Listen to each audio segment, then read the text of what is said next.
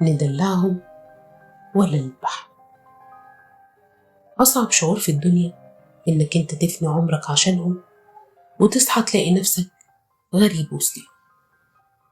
كتير مننا بيقع في فخ أنا مش عاوز أحرمهم من حاجة، فبيدلع ولاده، بيلبي لهم طلباتهم من قبل ما يطلبوها، يشيل المسؤولية عنهم تماما، وبيرجع في آخر العمر يندم على جحودهم معاه.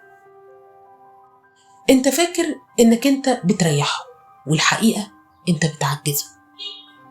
لما بتدلع ابنك او بنتك بزيادة انت بتعلمهم ان العالم كله مديون ليه، وان انت مجرد ماكينة لتلبية احتياجاتهم، مش انسان لحق الود والرعاية. الجحود ما بيجيش صدفة، الجحود احنا اللي بنزرعه بايدينا لما بنعلمهم ياخدوا بس، وبننسى نعلمهم ان هم يدوا كمان.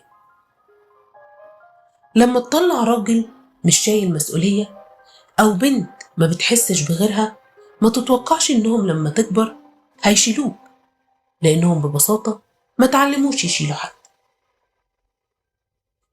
روشتة النهاردة: الحب مش دلع، الحب تربية. علموهم إن الكلمة الحلوة حق، وإن المساعدة واجب، وإن الأصول بتتحفظ قبل المظاهر.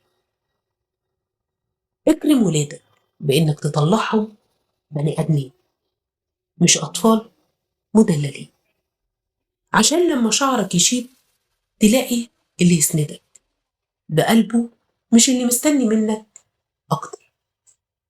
ربيهم صح عشان ترتاح صح. أنا نرمين، ودي كانت روشتة النهاردة، واستنوني في روشتة دي. سلام.